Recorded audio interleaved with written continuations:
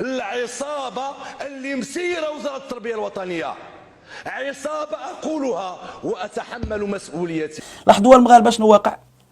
هذا تقرير ديال المجلس على الحسابات ما خداش حقه في النقاش.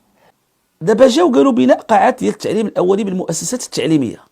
هذا المشروع استعجالي. اش كنقولوا حنا الملاير؟ اش كيقول هو اللبار العصابه؟ هناك عصابه تنهب بالمال العام. سبق لي في حصة سابقة أن اتهمت وزارة التربية الوطنية أنها تسيرها عصابة متخصصة في النهب واستنزاف أموال الشعب. 139 بناء قاعة التعليم الأولي يعني ما تبناتش. 35 إعادة تأهيل داخليات، لقاو 35 داخلية ما تأهلتش، فين مشات فلوسها؟ بناء قاعات التعليم الأولي ما تبناتش قاعات، 139 قاعة ما تبناتش، فين مشات فلوسها؟ المؤسسات المستفيدة من إصلاحات وقائية، لقاو المجلس قضاة هذو خيرة القضاة المغاربة مشاو خدموا لقاو 2697 مؤسسة ما استفادتش من الإصلاحات الوقائية.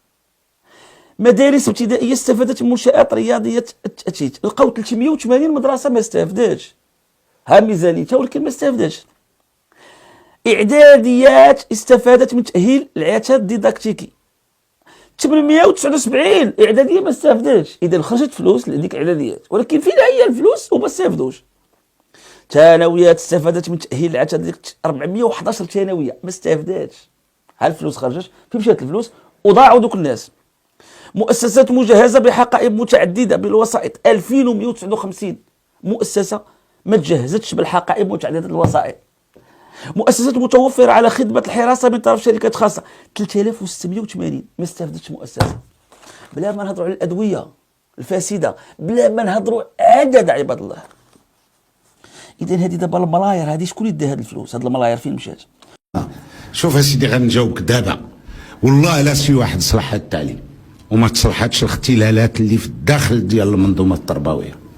كاين اختلالات خطيره في المنظومه التربويه.